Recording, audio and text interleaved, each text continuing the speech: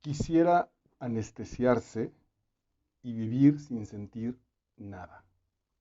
Actuar de manera automática, mirar, respirar y nada más. Ver todo, saber y no decir, pero los recuerdos están, siguen ahí. Espléndido inicio de una novela muy perturbadora. Cuando digo perturbadora no me estoy refiriendo ni a que sea violenta, que lo es como tal, ni que esté como en asuntos de terror y que va a causar miedo.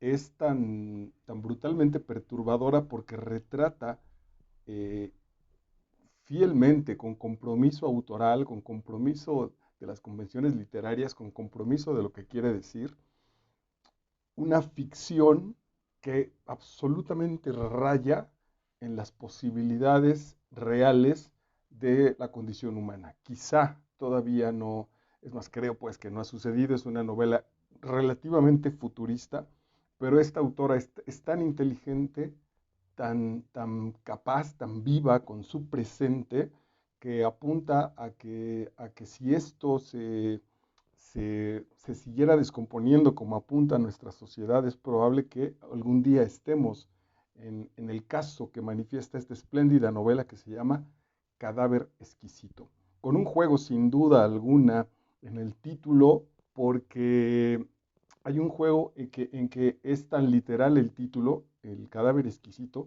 pero todavía nosotros, y creo que afortunadamente, no tenemos esa literalidad. Entonces, desde el título uno puede pensar que se refiere a este juego literario, estas composiciones y convenciones literarias del cadáver exquisito, o a diversas situaciones. Suena relativamente un poco más artístico y sin embargo, a lo largo de la lectura de la novela, encontramos que es perfectamente literal el cadáver exquisito.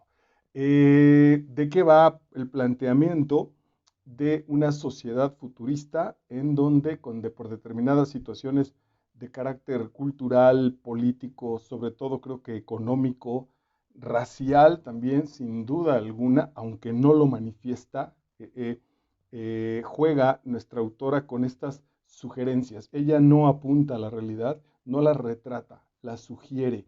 Y esas sugerencias son tan poderosas que nosotros terminamos por asumir esa realidad de lo que intenta, de lo que aquí tiene sentido, lo que no está dicho de manera directa, aunque el título lo haga como tal, no, no se trata, no hay un lenguaje que narre, un lenguaje que solo repita, que haga eco de la realidad, la sugiere, la apunta, la calla, y en esas mismas situaciones esa realidad toma forma en nuestra lectura, toma forma en nuestro interior, y ahí también encuentro una brutal perversidad, porque entonces a las conclusiones a las que yo llego como lector, me doy cuenta que no son responsabilidades de la autora, han sido creaciones mías bajo las sugerencias que ella plantea en su espléndida narración, en su espléndida manera de haber construido y de contarnos esta novela. Una sociedad en la que la carne comestible de cualquiera de los animales se ha vuelto contaminada, se contamina por una bacteria o un virus, entonces ya no se puede comer carne de res ni de cerdo, ningún animal. Y el hombre no se puede detener en ese asunto de comer carne y empieza por determinadas situaciones que tampoco apunta, porque no es un trabajo sociológico, aunque sí lo manifiesta también, termina por comerse a los seres humanos, termina por comerse a los cadáveres, bajo cierta reglamentación, bajo cierta conveniencia, bajo ciertas distinciones que tienen que ver con el poder económico, que tienen que ver con muchas situaciones, pero ahora la carne humana es la que está comestible siempre y cuando sea oficializada. Y también, como sucede pues con el asunto de comernos a los animales, también sucede que también hay una especie de criaderos de seres humanos. Ahí empieza a haber una diferencia entre la gente que puede comer carne y que se sigue sosteniendo con esta llamada humanidad y las personas, los humanos, que van a ser comestibles. No pueden hablar, tienen que estar encerrados, no se pueden, por ejemplo, está muy prohibido, está prohibido absolutamente tener interrelación con estas personas en términos no solo de contacto físico, sexuales, de trato incluso como tal, pueden hablar estos animales, estos seres humanos que van a ser comidos, pero no es decir, tienen la capacidad del habla, pero en realidad no se comunican porque no tiene sentido ni entre ellos ni con las personas que los van a comer. Y empieza a estar, habla la autora que en algún momento fue complicado establecerlo, pero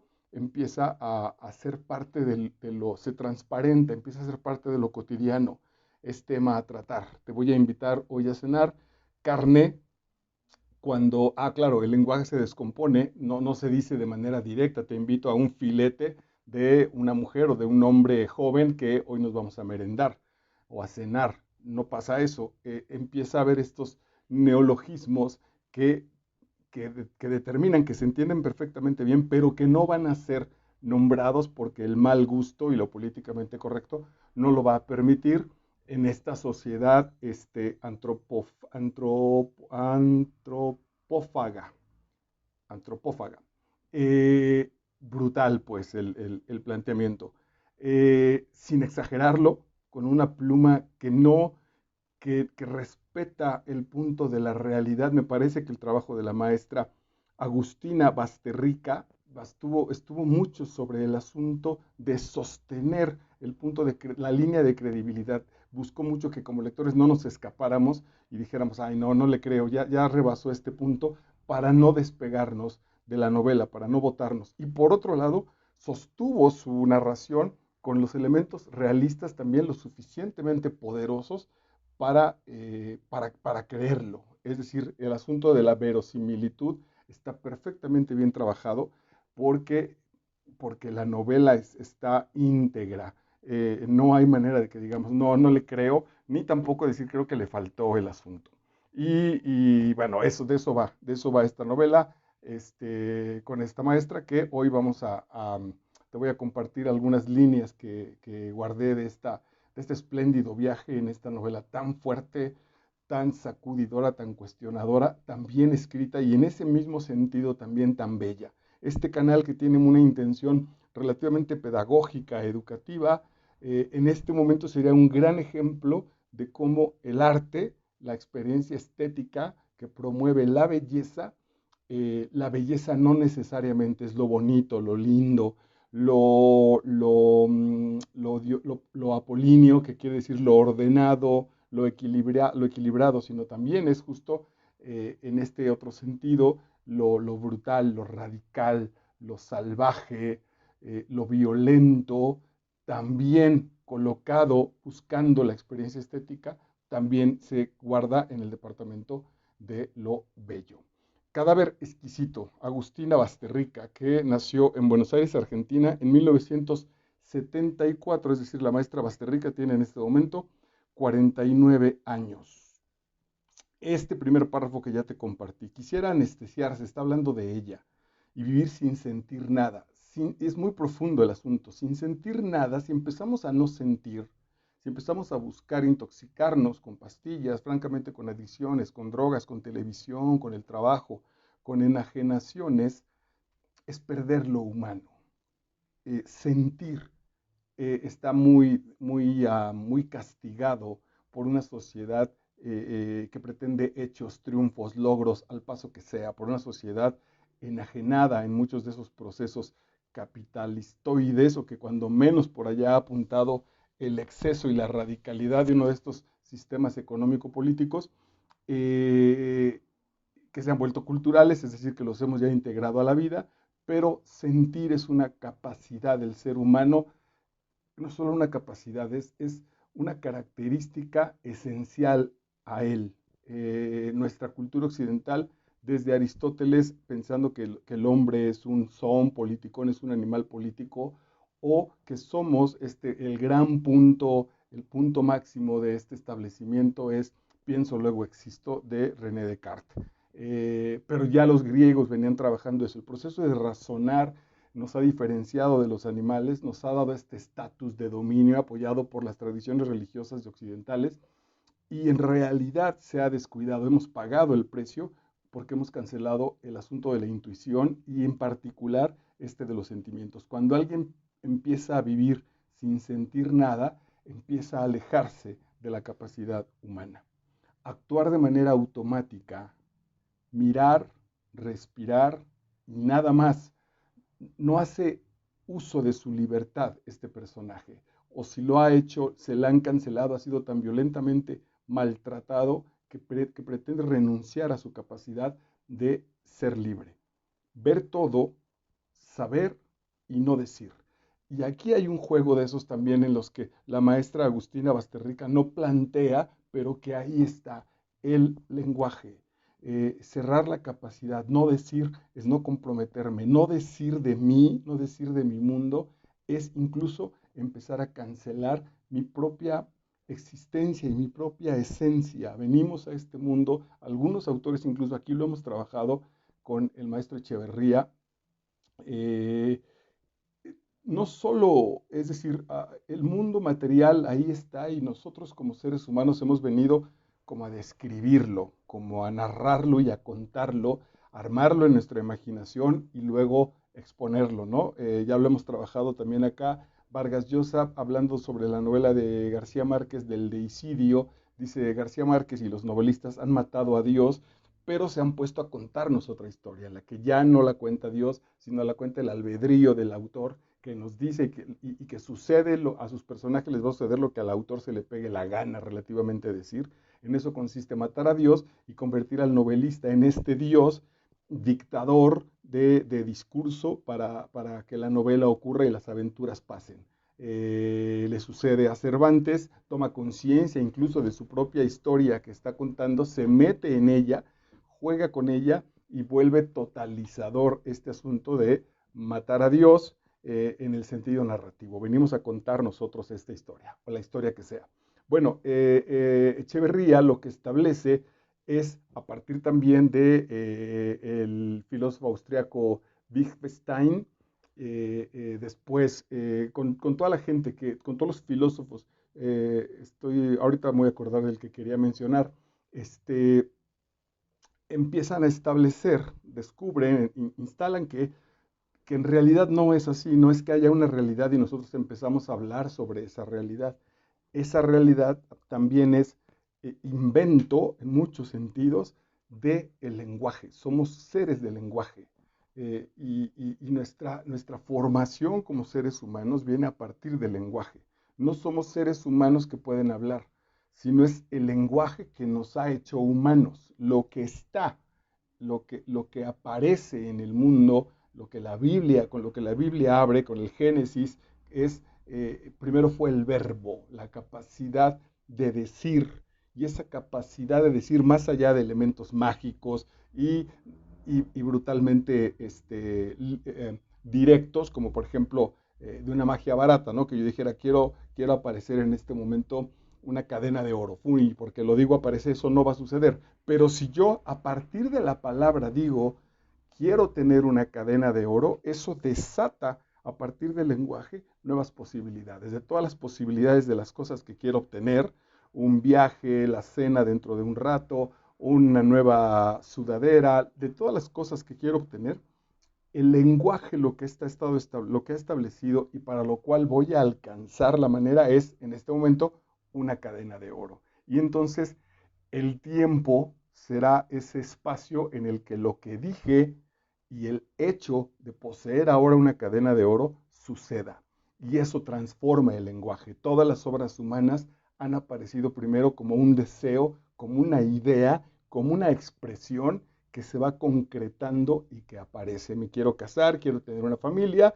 Eso dije en mi mocedad, a mis 20 y tantos años, y mis hijos están creciendo, ahí están, lo conseguí, pero todo el proceso de cualquier cosa que busquemos empezó con el lenguaje. Y entonces en este arranque de esta novela del cadáver exquisito dice nuestro personaje, saber y no decir. Ya no quiero construir nada, no me comprometo a hacer uso de esta libertad. Atención, pero los recuerdos siguen ahí.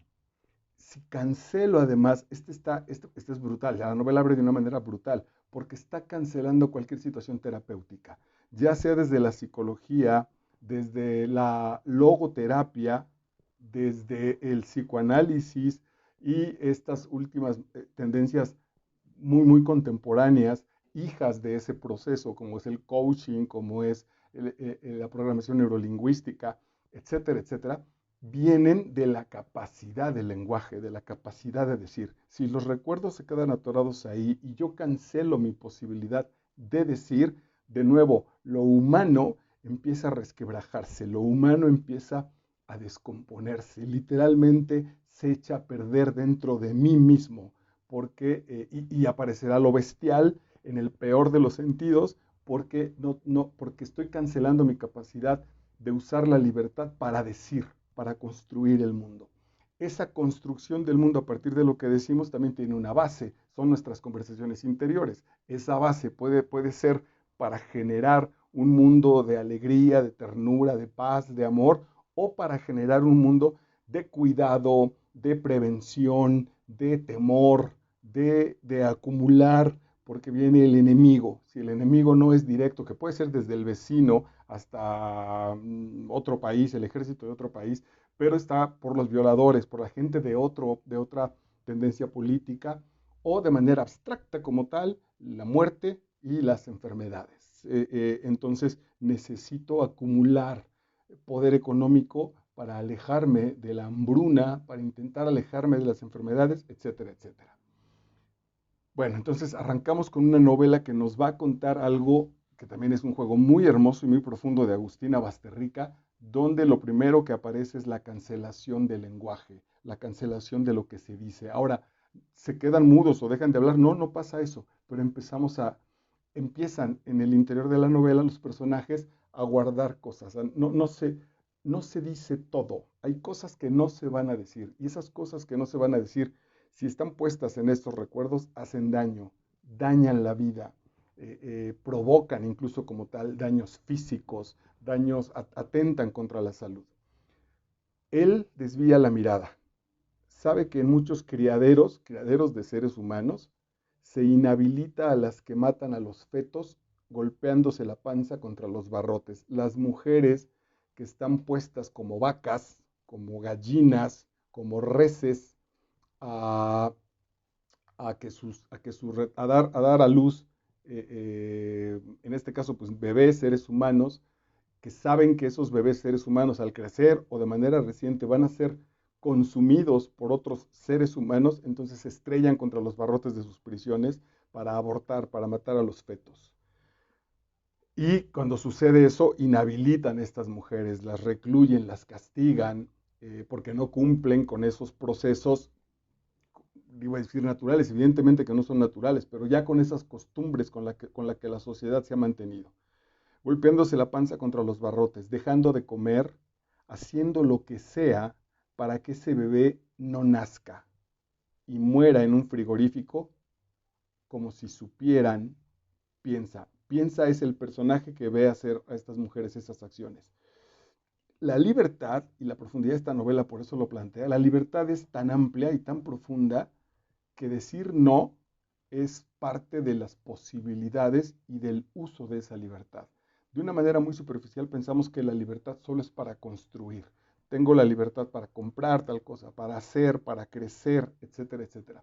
Pero también hay una libertad que, la libertad incluye el sí y el no. Hay una libertad que incluye el no y que no solo la incluye, lo establece como en este sentido. Mi libertad también está en cancelar lo que a lo mejor todos quieren.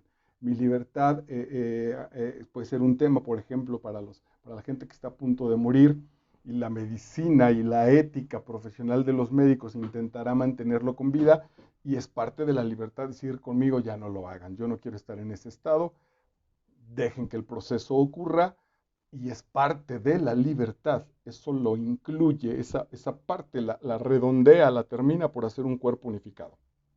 Entonces estas mujeres, con todo y que tienen un trato de segunda, con todo y el desprecio social de la gente bien, ellas asumen esa posibilidad de no dar, de no seguir dando vida, porque esa vida irá a parar a un refrigerador o servirá de platillo para, comillas, porque ese no es el concepto que maneja en la novela, porque no es un asunto de clases para esa especie de alta burguesía que se come a los seres humanos.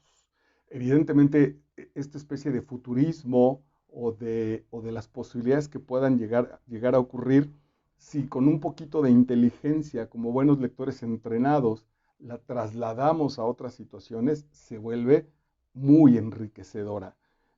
Cómo usamos las relaciones.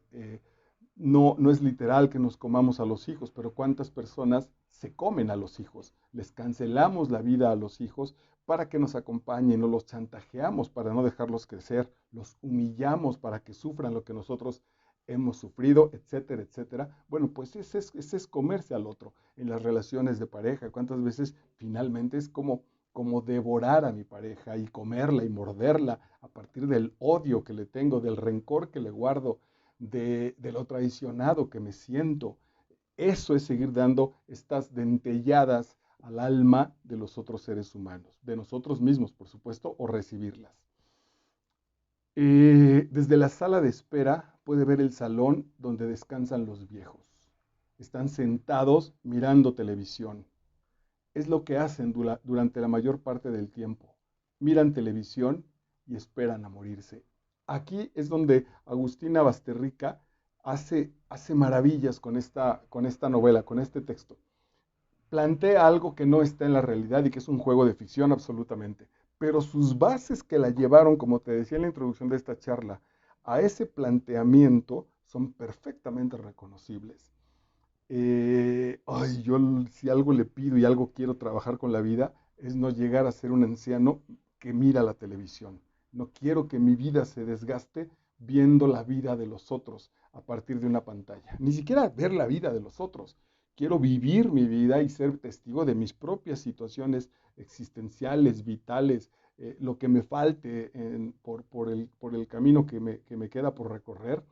Quiero ampliarlo y quiero estar ahí lo más razonablemente que se pueda y también lo más, a partir de la capacidad de sentir, lo más espiritualmente, incluso lo más míticamente y místicamente que pueda vivir, enfrentar lo que venga como futuro. Y si se acaba en este momento, bueno, pues también cerrar con esa capacidad de rescatar el momento presente. Tengo muchos textos aquí, muchos trabajos aquí en este canal de Máster Vidal de YouTube, donde plantea esa situación de vivir el presente, de estar en el momento.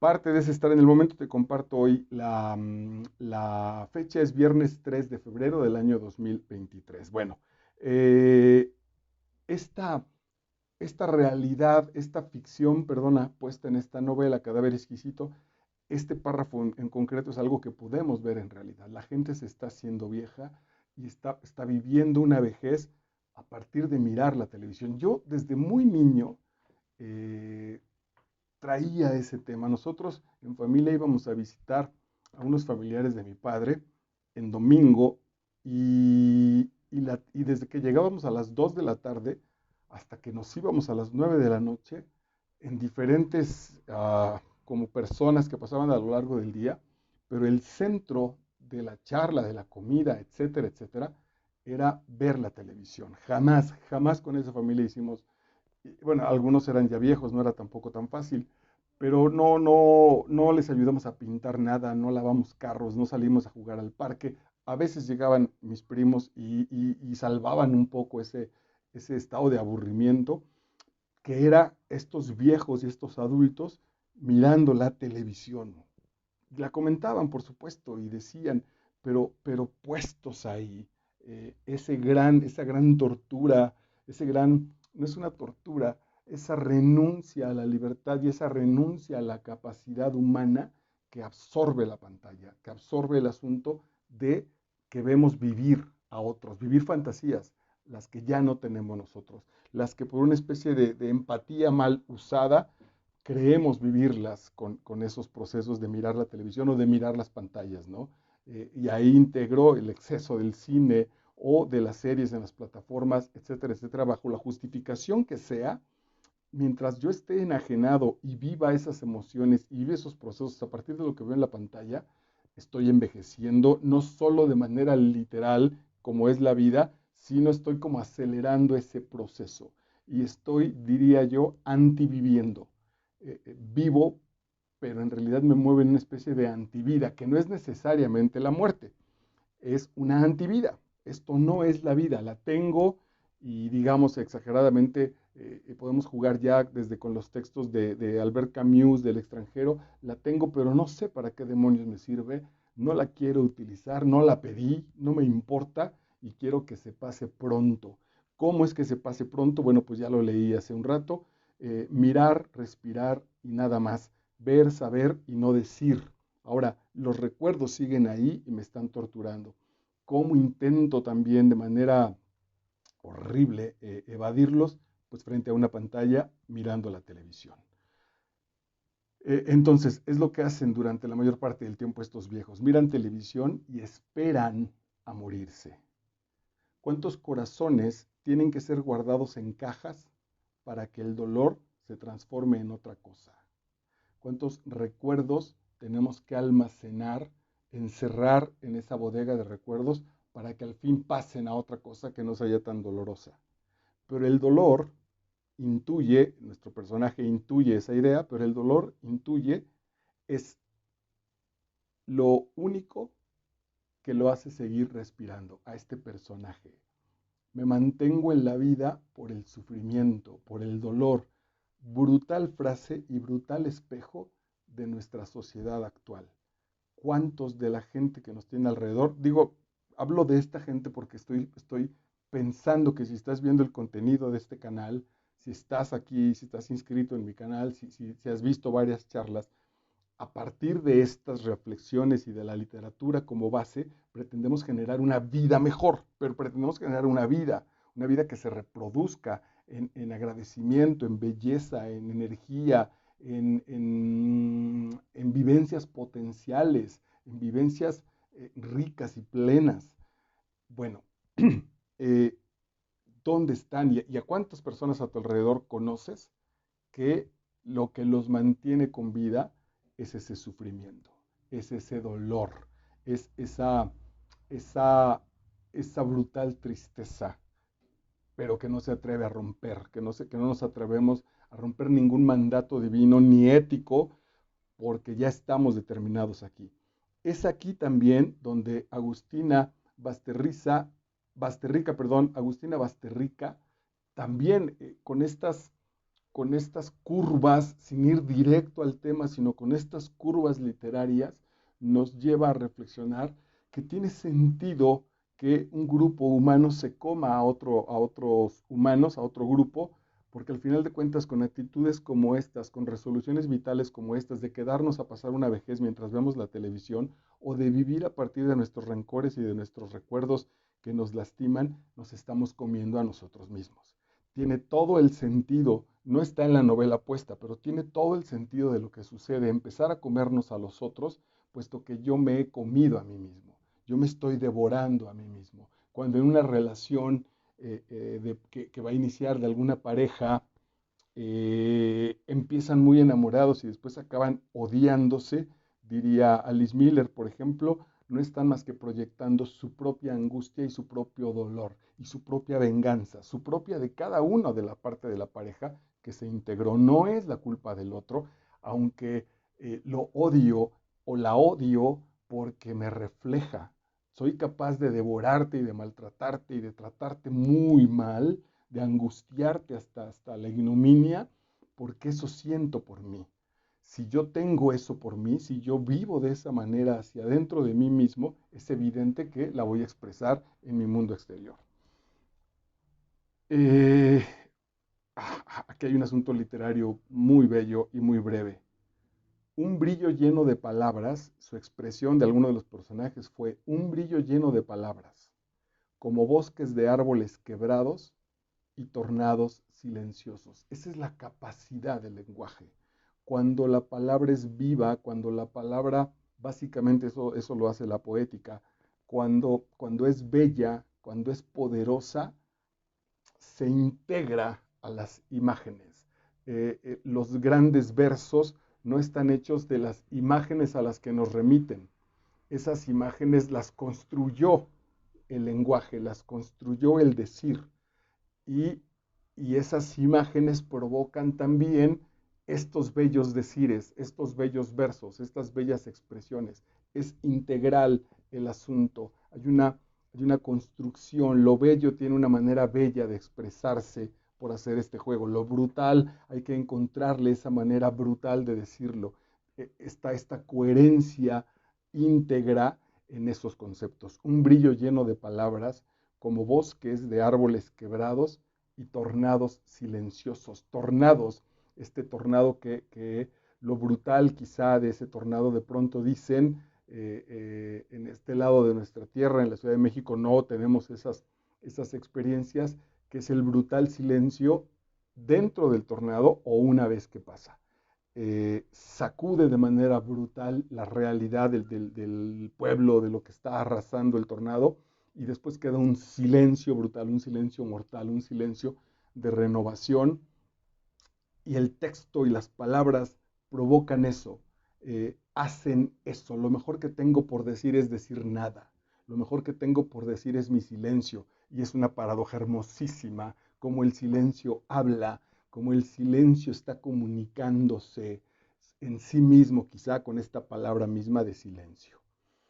Esta es un poquito larga. Antes de la transición, llamaron del equipo que se encargaba de revisar a las cabezas para comprobar que efectivamente habían sido gozadas. Gozadas es un asunto sexual. Parte de la trama, hay un personaje que tiene una cría, que tiene una mujer a la que en algún momento se va a comer, la alimenta, la cuida, etcétera, y la brutal soledad en la que vive este hombre lo lleva, la brutal soledad, pero también esa chispa amorosa por el otro, lo lleva a empezar a generar un deseo que la maestra Basterrica lo maneja de manera maravillosa, porque se intuye, de nuevo, como te decía al principio, se intuye el deseo sexual, pero también se intuye el amor y la compasión sana por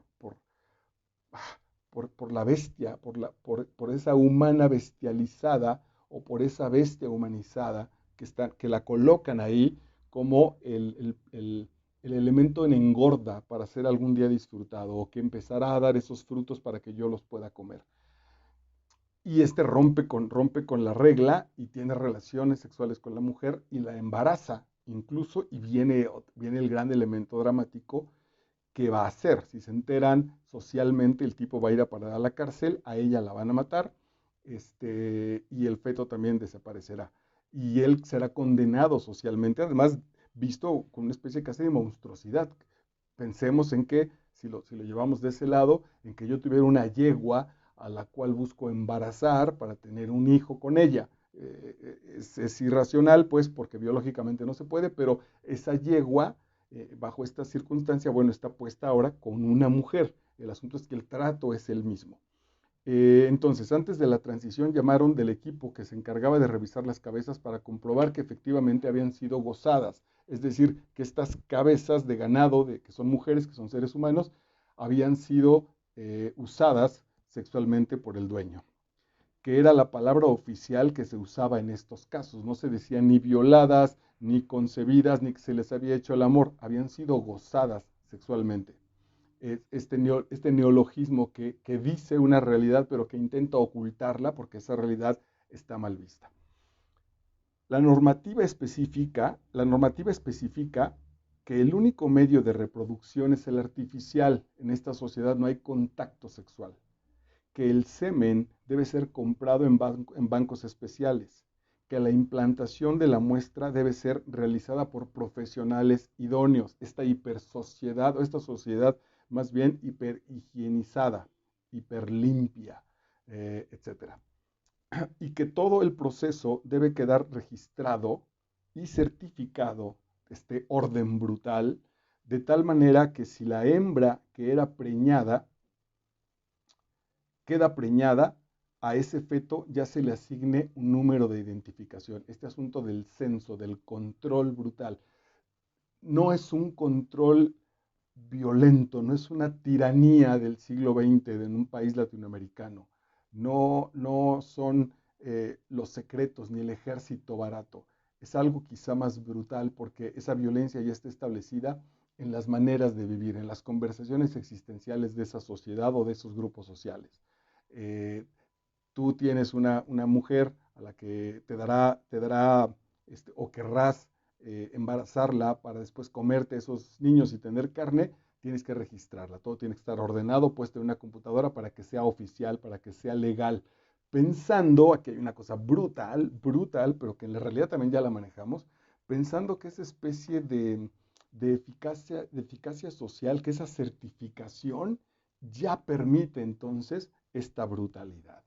Es decir, si usáramos entonces que a los hijos se les puede pegar, a los niños se les puede pegar, se les puede golpear, lo que está mal visto entonces, lo que no se debe hacer es golpearlos sin avisar a la autoridad. Pero si yo mando un memorándum o mando una carta o subo a internet que hoy tuve que corregir a mi hijo y le pegué y le hice estas lesiones y nada, estoy muy satisfecho porque estoy cumpliendo con el rango social, puedo llegar a ser hasta felicitado. Puedo llegar a ser hasta que digan, va, venga, mira, un padre ejemplar que nos anuncia cuándo va a golpear a sus hijos. Esa situación ya socializada, esa situación ya legalizada a lo largo de la historia, en realidad de la humanidad, ha permitido un montón de cosas brutales, ¿no? Es decir, estoy hablando aquí del encuentro Europa con América en 1500, la llegada de los españoles a México, por ejemplo, las determinaciones desde la sede papal de decir, ok, conquisten esas tierras, vayan los europeos y conquisten unas tierras que no les pertenecen, que no han trabajado, pero conquístenlas. Si lo hacen desde el asunto oficial, no estamos haciendo nada malo. Si lo haces, si conquistas esas tierras en el otro lado del mundo para la corona española, para la corona portuguesa, etcétera, etcétera, para el imperio británico, entonces no está mal, porque está oficializado, porque está certificado en papeles, aunque el asunto como tal de la conquista sea lo brutal. Eso ya lo vivimos y lo hemos vivido y es fundamento de nuestra sociedad desde hace muchísimo tiempo. El gran trabajo de Agustina Basterrica es que lo coloca ahora en esta situación de antropofagia, pero incluso la antropofagia será aceptada siempre y cuando esté bajo un registro escrito, ¿no? Certificada por una institución brutal. Cuando llega el bebé de ese árbol, ve que está cubierto de orejas humanas y que ya no respira. Entonces, esto es muy lindo, encuentra un bebé en un árbol y se sacude violentamente. Dice, cuando llega el bebé de ese árbol, ve que está cubierto de orejas humanas y que ya no respira. Entonces, el personaje ruge, aúlla, croa, berrea, ladra, maulla, cacarea, relincha, rebuzna, grazna, muge y por fin llora. Abre los ojos, esto es muy bello, y solo ve el azul deslumbrante del cielo. Entonces grita de terror. Es una joya el texto. Cuando perdemos esta capacidad humana de este planteamiento en la novela Cadáver Exquisito, lo que posiblemente nos queda para rescatarnos son las reacciones animales, las reacciones instintivas. Por eso el personaje que no sabe qué hacer ante esa imagen, lo primero que hace es rugir, aullar, croar, berrear, ladrar, maullar, cacarear, relinchar, rebuznar, graznar, mugir. Y luego por fin de ese proceso que le hemos aprendido a los animales, entonces él es capaz de llorar. Llorar, este proceso de liberar desde nuestros instintos, de permitirnos sentir como una llave a la humanidad, como una llave a la nueva ética, como una llave al corazón de nosotros mismos, que está inscrita en nuestra propia naturaleza, le abre los ojos, le da conciencia y entonces apunta al cielo. Es bellísimo. Una vez que yo estoy en paz y que genero la renovación con mis grandes pasiones, con mis tremendos monstruos interiores, con mi naturaleza más bruta, diría, eh, ah, este, una vez que Gustav Jung diría, una vez que me enfrento con el trabajo de mi sombra y lo asumo, eso me permite mirar el cielo azul. El cielo azul como representación de la libertad, del horizonte, del panorama de posibilidades, de lo divino, de lo que está arriba. Abre los ojos y solo ve el azul deslumbrante. Y entonces después de estos instintos que se permite, que nos permitimos establecer, entonces grita de terror, que es lo que le corresponde al ser humano. La conciencia le da un valor, ejerce su libertad. Es brutal la apuesta, porque si bien alguien diría entonces, pues para gritar de terror yo prefiero quedarme viendo la pantalla, engañándome con la pantalla de la televisión, porque no quiero ver mi realidad y gritar de terror. Podría ser para un anciano que está a punto de dejar el mundo, para un enfermo terminal. Quizá la gran bronca es que no ha hecho nada por mejorar el mundo. Vino a este mundo y lo dejó igual o peor que como el mundo lo recibió a él. ¿Y qué voy a hacer con eso?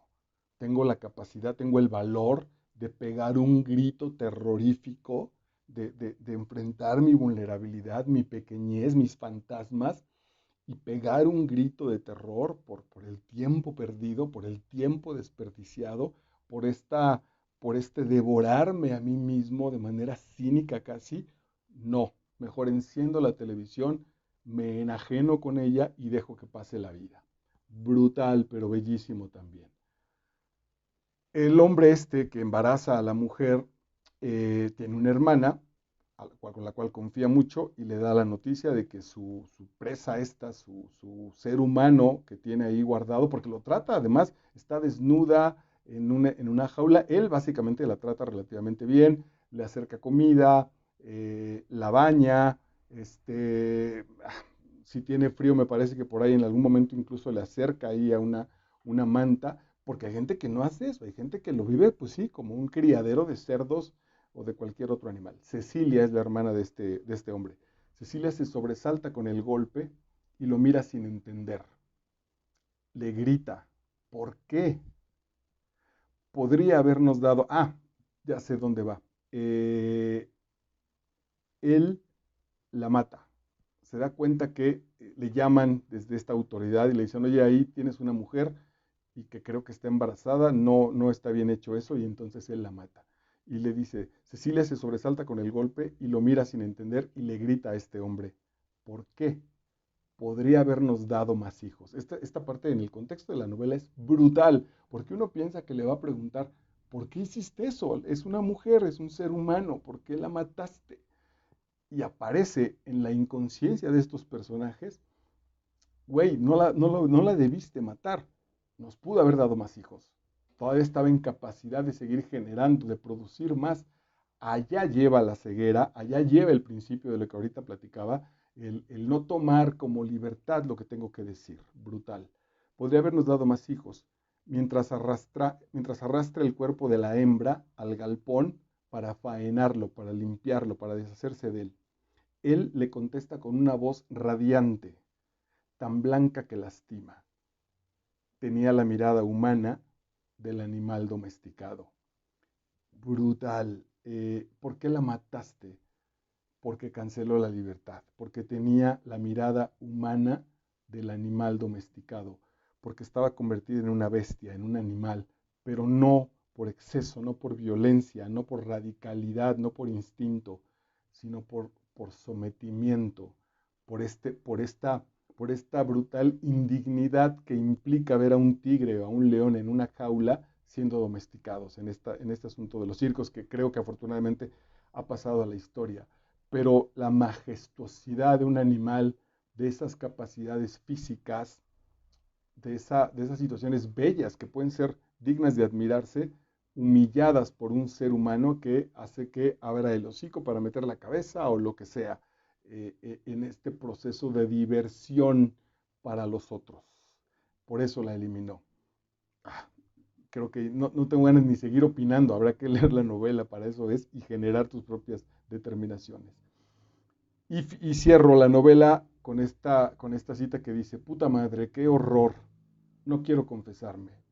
Ave María Purísima, me acuso de ser yo por todas partes. La frase es bellísima. Ave María Purísima, me acuso no de mis pecados como acciones o como hechos, me acuso de ser yo y además por todas partes. Esa es una especie de condena casi sartreana. Este, me acuso de ser yo en mis emociones, en mi físico, en mis relaciones, en mi asunto profesional, en mi asunto amoroso, en mi asunto académico, con mis amistades, con mis hijos, en mis relaciones filiales, en mi interior, en mis sueños, en mis pesadillas. Soy yo, soy yo, soy yo, soy yo. Y el personaje se hastía y se acusa ante esta Ave María purísima. Me acuso de ser yo por todas partes.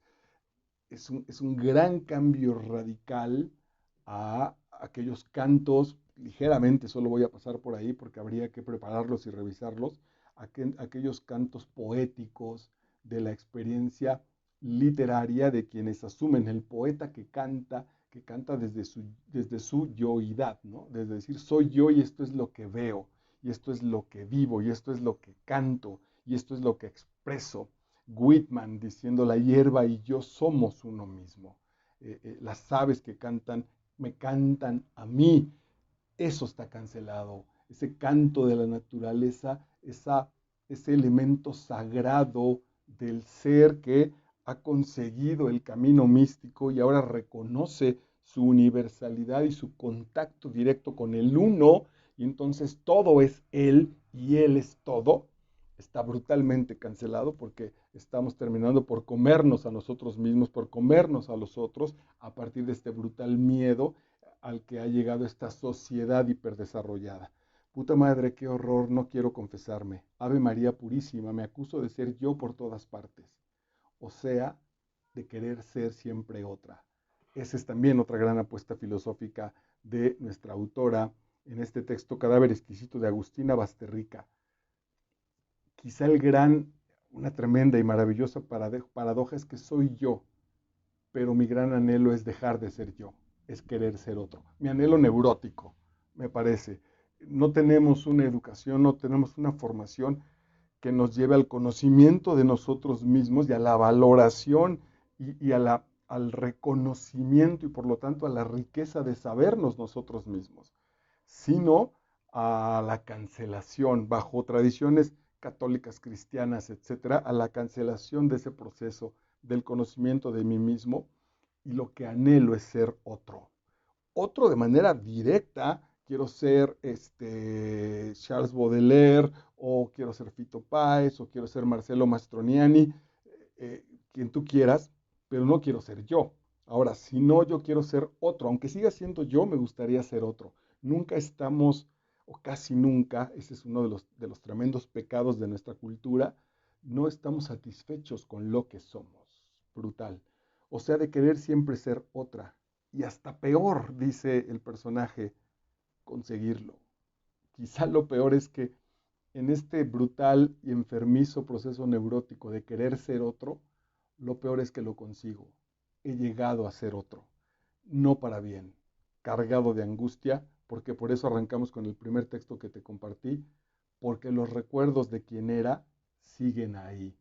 En una especie de ejercicio visual pensaría que entonces yo quiero dejar de ser yo y me empiezo a morder, me intento devorar hasta que esta boca consiga comerme todo yo, y una vez que aparezco y que digo que ya dejé de ser el que era, a partir de que me comí, a partir de que me hice esta autoinmolación conmigo mismo, una vez que ese proceso ceda ligeramente, digo, ok, he conseguido ser otro, pero los recuerdos siguen ahí.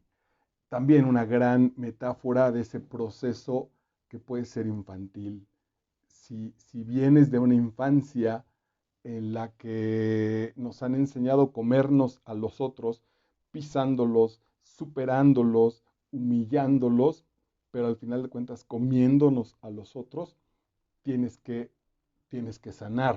Tenemos que generar un proceso de sanación, porque si no, una vez que podamos convertirnos en otros, que muchas veces lo hemos logrado, mi generación y la generación anterior está llena de esos ejemplos. Hoy mismo en la mañana pensaba en mi padre y en muchas de las personas de la generación de mi padre, que con muchos esfuerzos sin duda y en muchos sentidos hasta muy loablemente, consiguieron ser otros, del lugar donde nacieron sin zapatos, humillados, abandonados, cargados de una brutal soledad, se murieron en colonias muy diferentes a donde nacieron, con amigos muy diferentes de donde se criaron, etcétera, etcétera.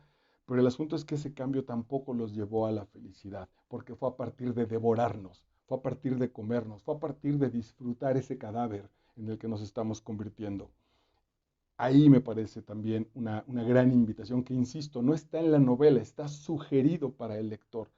Hay que trabajar ese niño interior, hay que cuidar esa cultura que transmitimos, porque comernos a los otros nos está haciendo muchísimo daño. El gran exceso podría ser que un día esa ficción se haga realidad. El gran presente es leerla y reflexionar que ese proceso de ser antropófagos está en nuestra propia determinación de sanarnos, estaría en la búsqueda de nuestra propia terapia. Cuando digo nuestra propia terapia, puede ser usada por profesionales, acompañada, quise decir, por profesionales, pero al final de cuentas determinada por nosotros mismos. Porque la meta no es convertirnos en otros, es conocernos, amarnos plenamente. Maravilloso, cadáver exquisito, Agustina Basterrica. Muchas gracias, soy Marco Vidal y nos encontramos en la próxima entrega.